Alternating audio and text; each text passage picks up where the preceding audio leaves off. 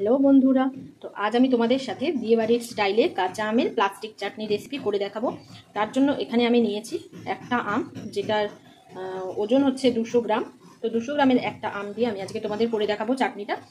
তো এখানে দেখো আমি আমটাকে কেটে ধুয়ে রেখেছি, আর তার থিকনেসটা ঠিক এরকম।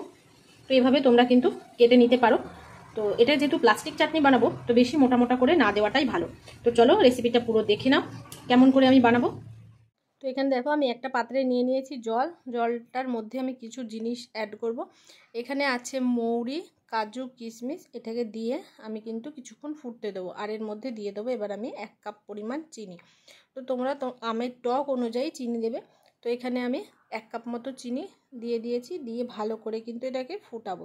এটা কিন্তু কোনো শিরা তৈরি করব না, জাস্ট চিনিটাকে গলিয়ে এটাকে রেডি করব। দেখো 5 মিনিট কিন্তু আমি জলটাকে ভালোভাবে ফুটতে দিয়েছিলাম, যাতে মৌরির ফ্লেভারটা এর মধ্যে ভালো করে এসে যায় আর চিনিটা একদম মেল্ট হয়ে যায়। এরপর আমি কেটে রাখা আমের টুকরোগুলো কিন্তু এর মধ্যে দিয়ে দেবো। তো তোমরা চেষ্টা করবে যে আমের টক অনুযায়ী অবশ্যই চিনিটা এর মধ্যে অ্যাড করার। আর নুনটাও, যদি আমের টক কম হয় তাহলে নুনটা কম দেবে, আর যদি আমের টক বেশি হয় তাহলে নুনটা কিন্তু একটু বেশি লাগবে।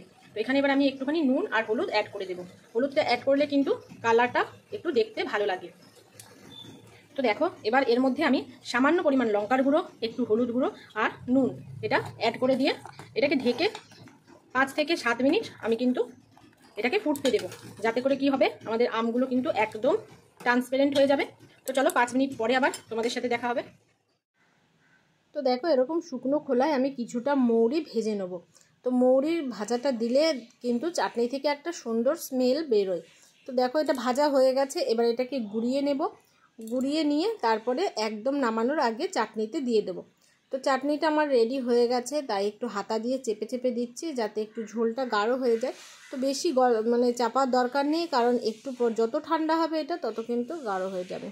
তো দেখো চাটনিটা কিন্তু আমার একদম কমপ্লিট হয়ে গেছে। তোমরাও এইভাবে বাড়িতে খেও বানিয়ে, আর আমাকে কমেন্ট বক্সে জানাতে কিন্তু একদম ভুলো না যে তোমাদের কেমন লেগেছে। তো দেখো ঠান্ডা হওয়ার পরে কিন্তু অনেকটা গাঢ় হয়ে গেছিলো, আর খেতে কিন্তু দারুণ টেস্টি হয়। তো তোমরা অবশ্যই বানিও। আর আজকের মতো ভিডিওটা এটুকুই। আশা করব তোমাদের ভালো লেগেছে। ভালো লাগলে অবশ্যই বন্ধুদের সাথে শেয়ার করে দিয়ে তাদেরও দেখার সুযোগ করে দিও। আর যারা আমার চ্যানেলে নতুন আসো তারা চ্যানেলটাকে কিন্তু অবশ্যই সাবস্ক্রাইব করে দিও। তো ভিডিওটা আজকের মতো এটুকুই, দেখাবে নেক্সট ভিডিওয়। বাই।